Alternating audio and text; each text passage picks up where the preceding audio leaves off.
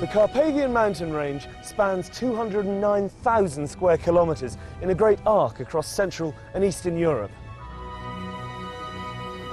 Cradled beneath its jagged peaks and hidden among trackless miles of forest is perhaps the world's only surviving medieval landscape. Formed at the same time as the Alps, much of this great range straddles the area of modern-day Romania known as Transylvania. It's a place of myth and legend, a land where the distant howl of the wolf still chills the night air, where bears sharpen their claws on towering pines and lynx prowl ghost-like among the sullen crags. Carpathia is truly vast. Almost the same size as Britain, it constitutes the largest tract of unfragmented forest left in Central Europe, and is home to the world's greatest concentration of brown bears and 45% of Europe's big carnivores. Their presence helps to preserve one of our most abundant ecosystems. I'll be travelling to the very heart of this breathtaking region in an attempt to uncover the history, the culture and the wildlife of what is Europe's last untamed wilderness. My journey will take me through the foothills, where ancient villages survive practically unchanged, despite Romania's stampede towards modernisation. I'll be exploring the forests and mountains beyond as we go in search of the European brown bear and find out why this elusive species is so vital to the survival of the environment.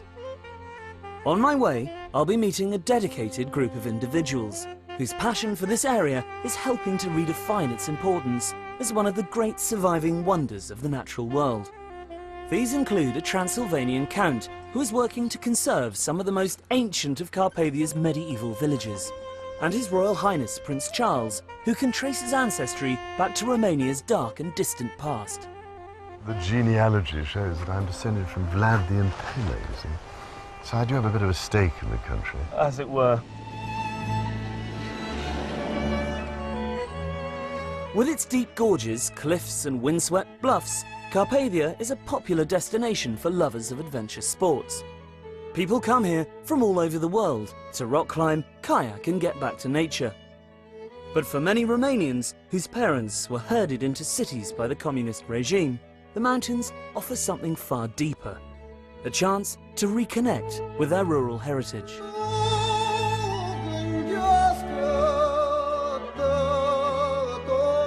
To get a feel for the geography of this unique mountain range, I joined Mihai Constantinescu, leader of the local Alpine Association, his wife Mihaela and their friend Nicoleta Carpignanu for a two-day trek through the Apuseni region. Yeah, finally. Thank you. Yeah, these roads are a bit labyrinthine. You must get used with this. Hi. Nicoleta. Hi. So where exactly are we going? They will going to have around 15 kilometers. Yeah. We'll set the tent tonight, and tomorrow we'll do the rest of the trip, and finally we'll reach the daffodil fields. That is very spectacular, and we have to be there because now they are fully bloomed. Very best. Yes. You see, that's the traditional way of harvesting the woods. Yeah. They're using horses for that, to carry the woods. Yeah. And this would be... This is wood for the firewood, isn't it? Yes, For the oven. exactly. Yeah. Will be used for fire. As you head up into the hills, the terrain rapidly grows wilder and the forest closes in around you. This is a world so ancient and unspoilt that our presence feels as ephemeral as the footprints we leave behind us. All my life, I've dreamt about visiting the Transylvanian wilds, but where Bram Stoker describes a sinister and haunted landscape, instead you find yourself in a world more redolent of Tolkien. This is actually the longest cave in Trascou Mountains. It has more than 2 kilometers of caves and galleries. So this great chasm is a system that goes right back through the mountain? Yes, it's going through the mountain. You can actually go and get out on the other side. You can see the place where the water goes in, and it pops up here. This tributary, though, is part of the Ariash river system. Yes, exactly. And the gorge that we're about to walk to is the next door valley, I presume? Yes, it's a parallel valley to this. It's like several hours of walking. Well, lead on. Okay.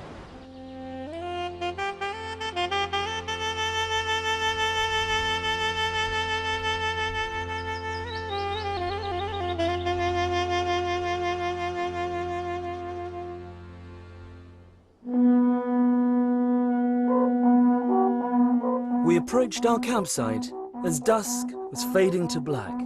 A fire was already lit and a local troupe of travelling minstrels were practising for next week's big daffodil festival at nearby Nigrileasa. This is a traditional pursuit for Romanians at weekends in this area. They come camping. It's one of the big things you do here.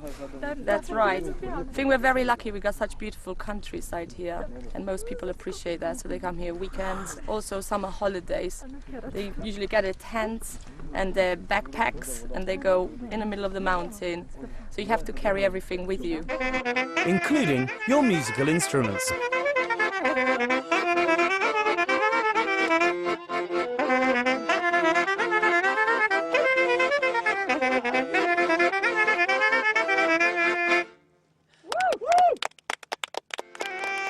The festivities continued late, a single small island of light and warmth in a vast ocean of night, the only other illumination being a pale, vociferous moon.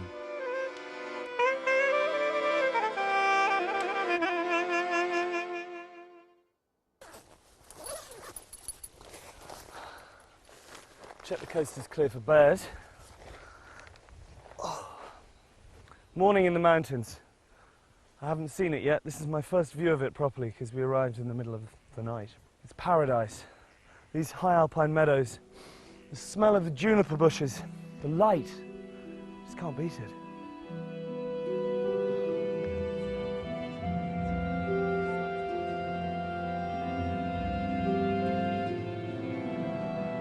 After a long morning's walk, we reached the wild daffodil pastures of the Apasan Hills. And although the festival was due to be held the following week, the ground was already a carpet of white. Well, I'm so glad we finally made it. It's taken us, Yes. what, 2 days, 50k, thereabouts. And here we are finally. Yeah, nice place to come to. What an amazing place to Yes. come to. It's truly wonderful. Thank you so much. My pleasure, Being my anytime. guide. I think we should sit down and just take it all in. Enjoy the view.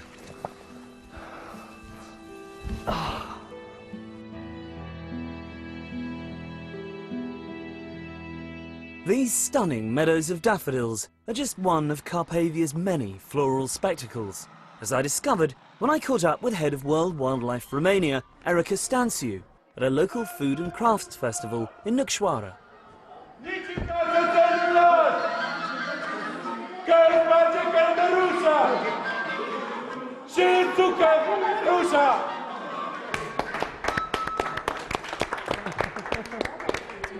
Erica, hi. Hi, thank you. Nice to see you. What a wonderful spectacle. Is this a regular occasion? Well, it's becoming regular. It is an old tradition that stopped during the communist times, and now it is being renewed. And the local people, including children, are very, very happy to do this and very Absolutely. proud. And these are all the local crafts, are they? Yes, these are all local people coming together to have fun and do some work as well. So this is a traditional social event, if you like, a social It's a social club. Exactly. Why are the Carpathians so important, so unique? Well, because we still have large areas of wilderness, which means very well balanced ecosystems with the whole array of habitats and species that were naturally here and still naturally are here with the natural processes still happening. Because this is really unchanged from the way it was 1,000 years ago. Yes, there are large areas, large core areas I would call them, which are still in their natural form. These large wilderness areas are linked with corridors, and this means that animals have space And they to can move freely. They can move freely. Why is that so important? It's vital. It is vital, especially for some of the species like the large carnivores that need large spaces to survive. Presumably you get inbreeding. Otherwise, there will be inbreeding. Otherwise, the whole population will be disappearing, if you like, Right. because they need space to live. These are large animals that need large areas to feed on, and it's crucial for them to have these corridors between the wilderness areas. So you have a lot of cuckoos around here. Yes, and many other species of birds. We have many wonderful species of flora, fields of wild daffodils and wild orchids and many other species which are very different from one season to the other. In May now and in June, up in the alpine areas, you can see wonderful gardens of wildflowers. Inhospitable though the Carpathians often are, people have been living here for millennia, and the mountains around Gradistia de Monte conceal something extraordinary. What you see today is estimated to be less than 10% of an ancient city that lies tangled and buried beneath the roots of the forest. The ruins of Sami-Sejutusa, capital of the Dacians, have been described as the Machu Picchu of Europe, although they predate the Incas by nearly 1,000 years. Around 200 AD, it was the cultural, religious and military heart of a civilization that stretched from Slovakia all the way to the Black Sea. But this is an area that's proved almost impossible to conquer for any length of time. The Romans were forced to pull out due to the high cost of policing such wild terrain. Then came the Huns, the Avars, the Slavs and the Bulgars, the Magyars, and most enduring of all, the Saxons. Travelling northeast towards Brasov and the foothills, you reach a region where the German language is still widely spoken, and many of the people are descended from immigrants who came here in the 12th century. Or at least, that was the case, up until the early 1990s.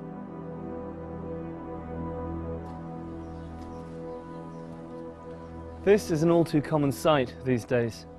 Empty houses, derelict village halls, crumbling churches.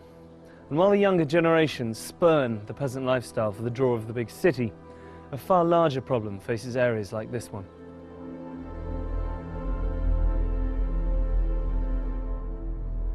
Following the revolution and the fall of Ceausescu, the German government gave its Saxon cousins the opportunity to return to their homeland. Faced with the choice between continued hardship, poverty and political instability, or the chance of a new life in the West, many families literally upped sticks, leaving everything behind them. Fortunately, not all of these depleted settlements have been abandoned. Aside from a growing Romani population who have moved in to take advantage of the free housing, there is still a stalwart Saxon contingent who have stayed on and are attempting to inject new life into what is a vital part of Romania's cultural identity. The village of Viscri is one of the lucky ones, where members of the community have banded together to preserve their architecture and traditions. Many of these houses date to the time of the first settlers, direct forebears of today's inhabitants, like local resident Caroline Fernelend. My ancestors came 1142, invited by King Geza II of Hungary to defend this area against the invasions. So they came with a golden letter, we call it. And this is why they built 240 villages in Transylvania, and every village has a fortified church. All the time somebody was watching from the tower to see if it is dangerous, and then they would ring immediately the bells, and everybody Piles into the church. very quick, Locks very the door quick. behind them, yeah. Of course. This is Alba Iglesia. In 1400 it was first mentioned, and from this is coming the name of the village. Deutsch-Weißkirch, Saas-Ferechhazo, and Viscri in Romanian. Nice. White church in German. White church in German. Marvellous door.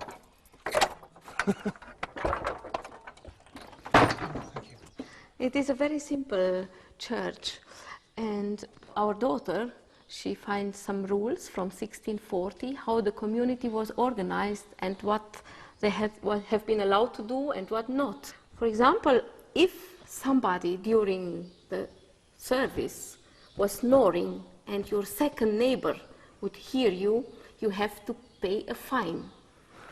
So it's okay if you fall asleep, but you must do so very quietly. Very quietly, yes. And presumably there was a pecking order in terms of where people sat in the church. Yes, this we are respecting also today, even if we are 8, 9 people. For example, the young ladies, they sit in the back, and when you get older, you move more in the front.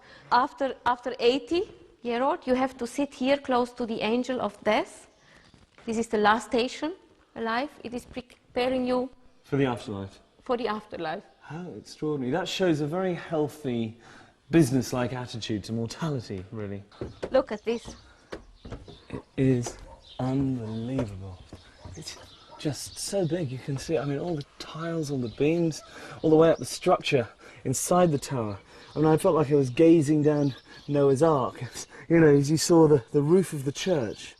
The amount of work that must be required to maintain a building like this. Community has done this when it was needed. This is why they have not built something new here. They only maintained the church and the towers how they have been always. Ceausescu, in '88, he proposed that 8,000 villages like this to be destroyed in Romania, to destroy our identity. This was his goal. And now Viscri and other villages are listed, recognized by World Heritage, UNESCO. It's so lucky he was deposed in the nick of time, I think. When I'm here, I feel that I'm the richest person from this world. And if you are here in the evenings and hear these birds and insects singing, I really think it is wonderful, and all stress from the day is gone. Disappears. Yes, I think gazing out from this balcony has to be qualified as a form of meditation, really. It is, and I'm very grateful that I'm allowed to live here and now in this democracy. Journey across thousands of years of Polish history, from the birth of the nation around 750 BC to present-day Warsaw. Join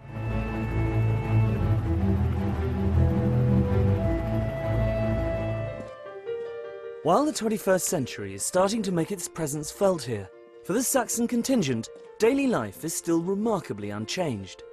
With the influx of tourism and the opening of several guest houses embracing both the traditional and the more modern, greater effort is being made to preserve the old ways. Everyone in the community has their role, whether it's the daily grind of making flour and baking bread for the village in stone ovens, or looking after the livestock. When you live this close to the Carpathians, one of the more full-time jobs is tending the sheep. Accompanied by their packs of ferocious Heinz 57 guard dogs, these shepherds have to spend nights sleeping out on the hills to protect their flocks from the constant threat of large carnivores.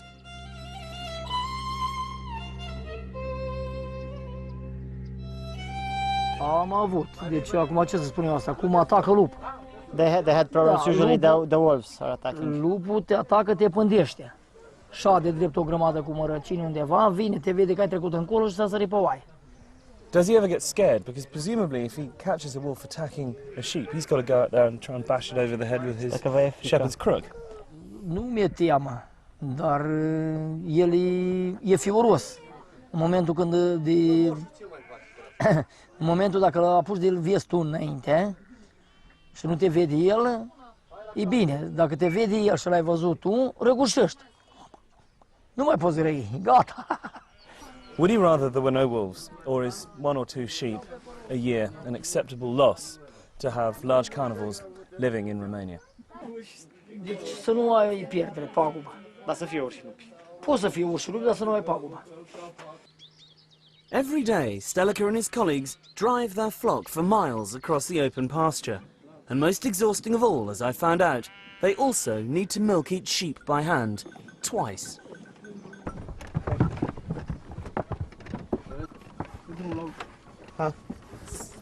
Hello? Yeah?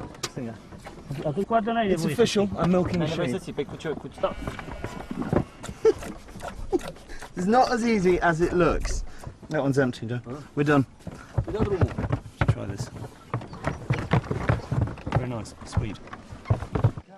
Alas, this way of doing things could soon be outlawed, as dairies and local cheesemakers are shut down because they can't afford to comply with the bewildering battalion of EU health regulations.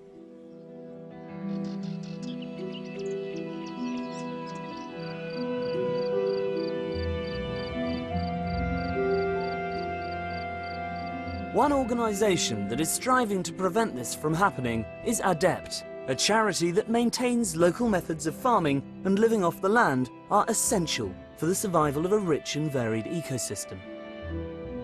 I caught up with British-based founder Nat Page. We're now in a typical damp lowland hay meadow, which is probably the most threatened kind of habitat in the whole of Europe today. They existed around villages in Western Europe and Eastern Europe, and really they've only survived in Eastern Europe. Here, just in this square metre where we're standing, in the beginning of June, there will be 60 different flower species in every square metre. The diversity of the flowers is just absolutely unbelievable. And that's because this has never been fertilised and has never been sprayed. And this kind of landscape is of fantastic European importance. You say it's under threat. In what way? There are two reasons. One is the need for farmers to make money. So unless they can get value for the goods they produce under these conditions, they'll be forced to intensify. And the other is abandonment, that if this land is left uncultivated, it will degenerate into a low-value scrub, which doesn't have nearly the diversity. And we're not talking just about flowers here. There are between 100 and 200 species of butterfly that have survived because of the lack of spray. And so we're trying to protect the biodiversity. The biodiversity depends on the people and the management by the people, so we're also trying to protect these small-scale farming communities. But the other most important long-term way of promoting survival is helping them get a proper price for the goods they produce, bringing innovative marketing means to support traditional production methods. In many ways it seems that these smallhold farmers are custodians of the landscape because their continued survival ensures the survival of this ecosystem. Yes, let's hope we can keep as much of it as we can. Who knows, in 10 years' time, this will not be the same. Well, it will be here in 10 years' time if everyone comes to look at it and experience it and enjoy it. Yes, look at it, enjoy it, and support the local economic system. And the system will continue. Perhaps the best way to explore these gently undulating fringes of Carpathia is by mountain bike. A set of trails has been built through the surrounding woods and hills, linking Viscri to its neighbouring villages. And whilst there's nothing too challenging, it's a great way to see the countryside.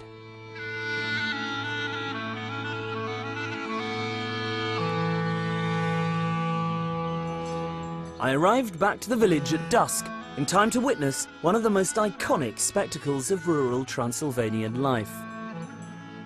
Early each morning, the cattle, individually owned by members of the village, take themselves out to pasture. In the evening, they unerringly manage to find their way back again. For anybody who thinks cows aren't intelligent, have a look at this. They know exactly where they're going, they don't need to be told, they just peel off into their respective homes.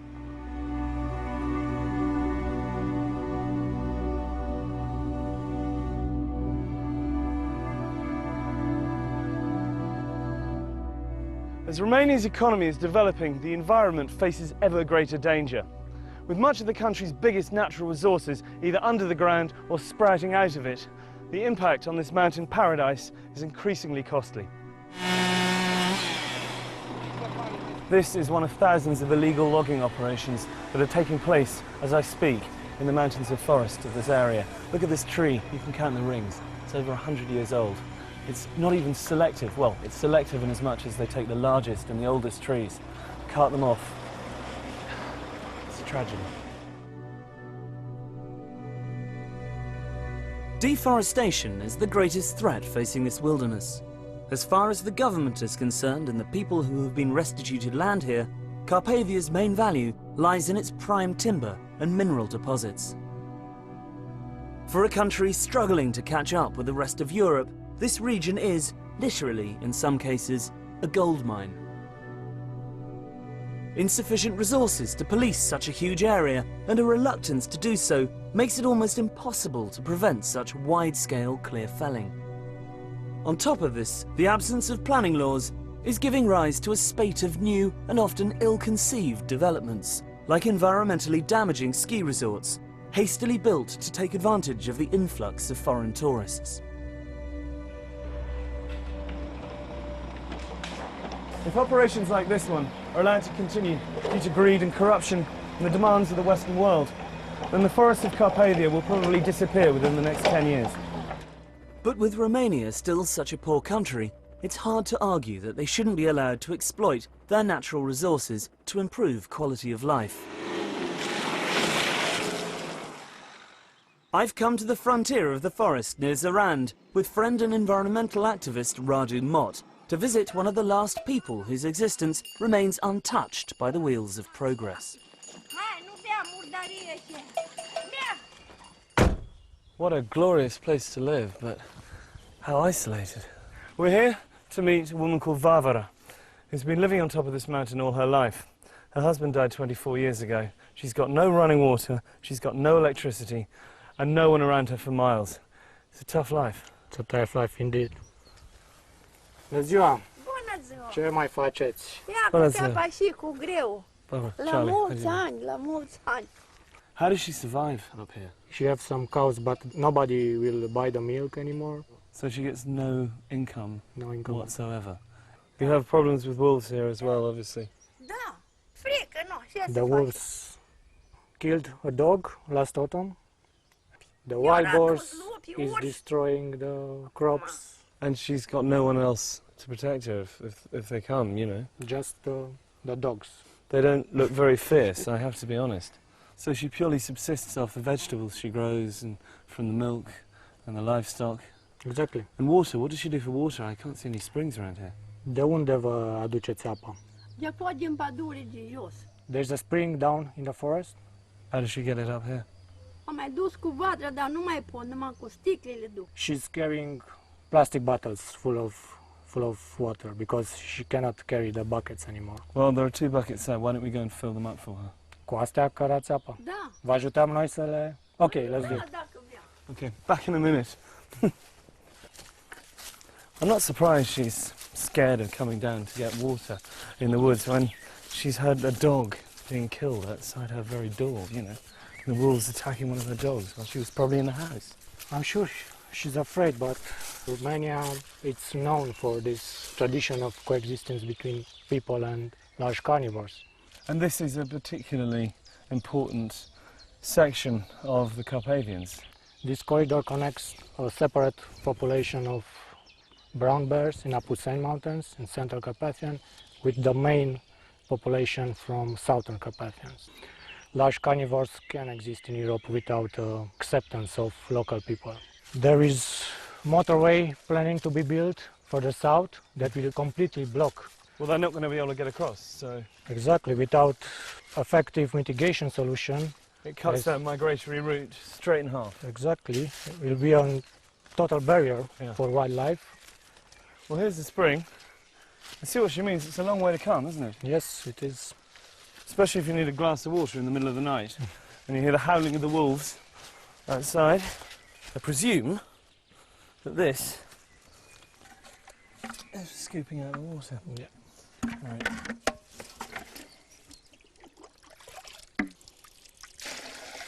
Can't believe she has to do this every day, and she doesn't even use these buckets. These little bottles don't last very long, so it must be constant coming back and forth. Exactly, but it's the only way for her to get water. I think we should try and raise some money, get her a generator and a water pump and a hose sorted out. Exactly. Oh, yeah. V-am adus apa. Vă mulțumim frumos. Cu plăcere, numai. Trăiți la mulți ani. Sănătate, numai bine. De Domnul. Hope that'll keep it going for a while.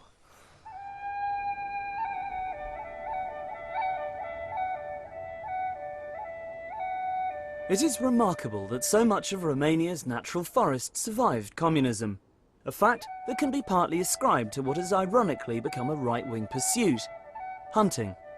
One reason the Carpathians are still home to big predators is because Ceausescu forbade hunting by ordinary citizens, according the European brown bear total protection in order to have exclusive access to trophies in the late 1970s. Today, Romania is home to over 5,000, around half of Europe's total bear population.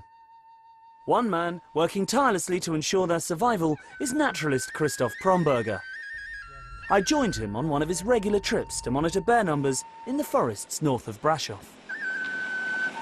The wilderness really needs large carnivores because they keep the whole system in balance. They keep the ungulates under a certain threshold, so the forest can regrow, and when the forest can regrow, all the other species, the birds can live and so on. So the large carnivores are really important to keep everything alive. By ungulates, you mean herbivores? You mean the deer? Red deer, the roe deer, to some degree wild boar, the chamois in the higher elevations. For example, you know, if you don't have wolves, then the chamois will go down in the forest, and then in winter, and then they can eat a lot of the young trees.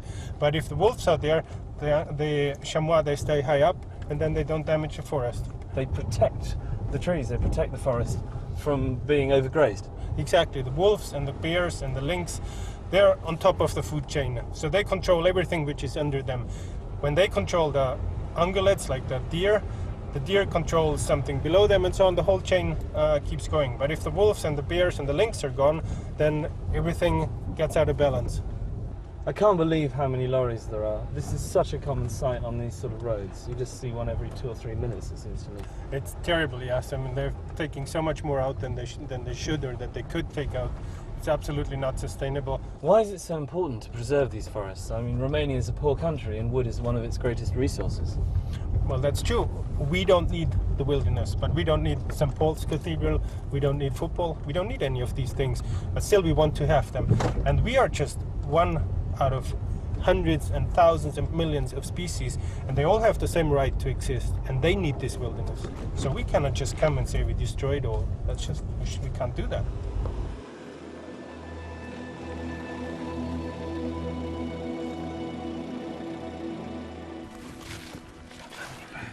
In this area, there's about 25 bears that are coming more or less regularly to the side. The height is just around there, about 150 meters from here. We gotta be very quiet now. They're the same family as the American grizzly, aren't they? Yes, they're actually the same species. They're just a different subspecies. Okay. Yeah. We might look out, there might be already tracks. Yeah, that you find tracks on the ground. They don't really attack people very often. No, don't worry, don't worry. No, I don't. I'm with you, I protect you.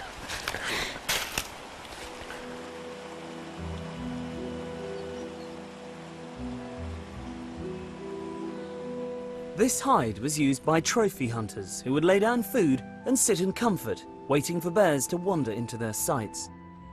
An iron frame was employed to measure the size of prospective targets. Haunches of meat were hoisted, and bears tall enough to reach them were deemed fair game. Today bears are still fed and monitored, but to propagate their numbers rather than furnish the homes of the party faithful. Oh yeah, this black one, that's a 5-year-old female. She's not coming very often, but I've seen her here before. It's amazing just to see bears so close. It's absolutely amazing. Yeah. What is it? It's not even 30 meters, isn't it? I know. They probably smell us, so they know that there's somebody here. But if we're quiet and if we don't do any fast movements, they will tolerate us here. Okay. Is that meat down the far end there? Because it looks like she's sniffing around there. Yes, that is the leftovers from the slaughterhouse. They came word and brought about a week ago a truck full of that stuff here. Mainly sheep guts and the sheep heads. Do they prefer that to the muesli? Well, of course, the meat is very protein rich, so they prefer meat. But it starts to get a bit smelly, so I think pretty soon they won't. I can smell a bit of it. I think pretty soon they won't touch it anymore. The cubs. Yeah, oh yeah, that's a mother with 3 cubs of the year. They were born in January. Oh, look at that. The first time this year that they come out here. Yes, No, she was very careful with them so far. So that's the first time that they're here. Wow, so this is a special occasion. Fantastic. Well, they're how big are they? 15 kilos now. Tiny.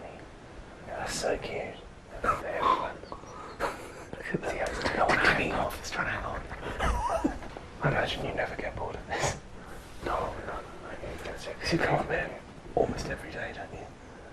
You can sit here every evening. There's every evening something else happening. I can watch this forever. Really good. As well as his environmental work, Christoph and his wife Barbara run an eco-lodge, which offers guided excursions to the bear hide, as well as kayaking trips. Their riding school, Equus Silvana, lays on equestrian breaks, where guests can spend days galloping through fenceless wilderness.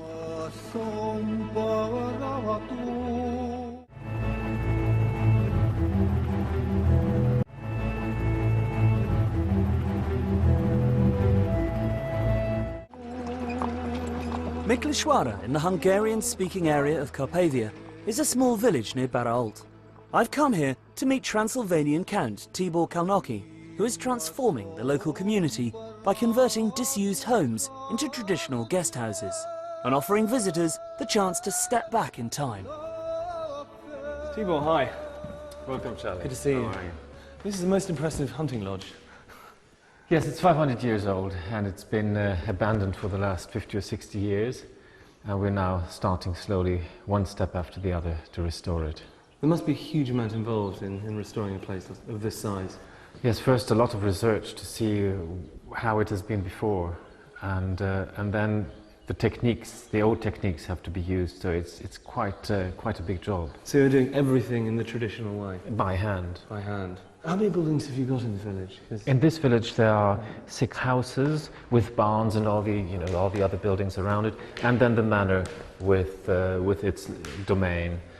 So it's if we take the buildings themselves, it's something like a dozen of So you're buildings. creating quite a space for people to come and stay and experience the village life here. I know this is just open pasture, but it does feel like we're in some great park. Yes, these wonderful trees, which are hundreds of years old, have been giving shade to the cattle, and that's why they're here. They're here, and they're mostly oak, it seems to me. Mostly oak, and some of them are over 500 years old. Tell me the history of your village. I mean, your family have been associated with this area for nearly 1,000 years, haven't they? Well, the village itself is the oldest of the whole region, of the Sekla land, as we call our region, which is populated by the Seklas. And it's going to have its 800th anniversary this year. The family is slightly younger. They came only 40 years later, so it's something like 760 years now. A relative newcomer. Yes, absolutely. And you were living in exile for quite some time during Ceausescu's reign. Yes. You then got the go-ahead to come back. Exactly. How So was that? I was raised mainly in France because my grandfather had already to leave just before the Second World War, actually, as an anti-fascist. Poor man, he was anti-fascist and anti-communist and was born in 1900, so he had a difficult life. He was ahead of his time. Yes. I came back in the 90s and started to sue the state for illegal expropriation, and I won some of the cases, but we don't have enough land to make a living from. So we decided to live from tourism, because it's the ideal way also to support the villagers themselves. For example, in our guest houses we employ more people than we have beds, and we're very popular within the village, because the way we employ people allows them to keep their farms. If they would go to the city, they would have to give up their farms and their way of living. Exactly. So this is just the right way for them to earn an extra living, but to keep their own lifestyle. And not compromise that. Exactly. Do you think that this wonderful way of life, do you think it's doomed? Is it inevitable that it will die out? I hope not. You know, I've seen in America and already in England also reenactments of, in open-air museums. People get dressed and then they reenact ways of life they think it might have been 100 years earlier. Well, here this is not necessary yet, because it's still happening. But it is so important to keep it going, because once we lose it, it'll be lost. Gone forever. Gone forever.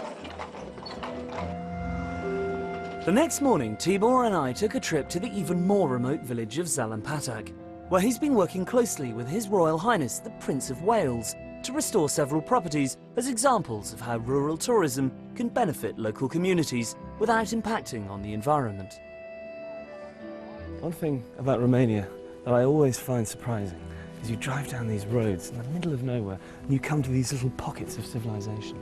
And then you have something like this. And you have something like this at the end of it. Have a look at the main house. We have 3 rooms here. It's been quite some painstaking work restoring all this furniture. And your carpenters did the veneers and did all this? Yes, and the polishing and the upholstery and everything. And even these electrical fittings had to be restored. And the paintings? Paintings, most of the paintings have been hand-picked by HRH. I love this. This is the carpet, presumably. Yes, these are Turkish and Caucasian antique carpets. Once they are too old to be kept on the floor, we put them on the walls. Well, it lends a warmth to the room. Absolutely. Which I imagine you need in the middle of winter, because it gets quite cold here, doesn't it? Exactly, you got it right, yes.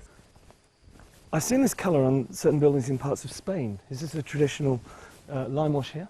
Yes, here it's called Transylvanian blue, and it's a characteristic here for serfs' houses, for stables, for houses that are not dwelling houses. So this is the old stable building, which we converted a bit to a more comfortable place. Yeah, just a bit. Well, it's a fabulous place to come and hide away. What's the inscription there? I got the Wales bit. Yes, it's a tradition to document the dates of building and renovation in houses in the main beams. So this one reads, this house has been renovated by Count Tibor Karnocki in 2009 for the Prince of Wales. It's so satisfying watching craftsmen at work. It's immaculate when they put the tiles in. Yes, I wonder how they get it right. It's not so obvious, actually. No, it is like doing a jigsaw puzzle, really, Yeah. I think. Tell me, Tibor, why did the Prince of Wales fall in love with this particular place? I mean, I can see it's very beautiful, but why here? I suppose it is because it's a place where the local population still lives in total harmony with the environment, with nature. And it is not complete and total wilderness like up in the mountains. It is actually handmade, but it is the perfect cohabitation of man with nature. It's easy to forget in such comfortable surroundings that the forest is still only a few feet away from the back door.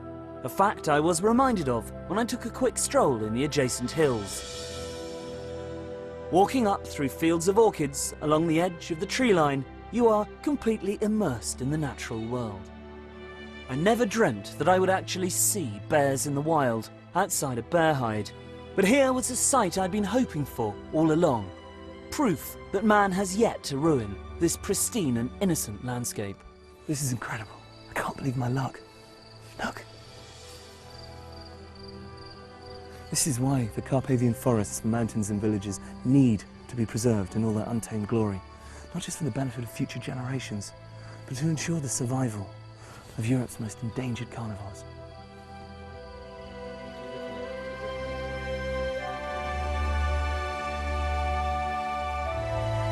If something isn't done, then this verdant paradise will become as ecologically barren as the Highlands of Scotland. Once covered by magnificent forests of oak, beech and pine, now bare with new saplings grazed into submission by a wildly inflated deer population. But it's here I've come, on the last leg of my journey, to meet one of Carpathia's greatest crusaders, His Royal Highness, the Prince of Wales. The key thing I think about Romania, and Transylvania in particular, is that there's so much we can learn from, it seems to me. It is the last corner of Europe where you see true sustainability and complete resilience and the maintenance of entire ecosystems for the benefit of mankind, and also for nature. And there's so much we must learn from that before it's too late, I think. So presumably this is why it's so important to preserve it for the future. Well, I think so, but people will say, oh, well, this is just trying to preserve things in aspic, and you're trying to prevent progress and so on. But you'd think by now we might have learned a few lessons from the things that have gone wrong with an agri-industrial approach to everything. Because the great thing, it seems to me, about Transylvania is the combination of natural ecosystems, the forests and the agricultural areas, together with the human cultural systems.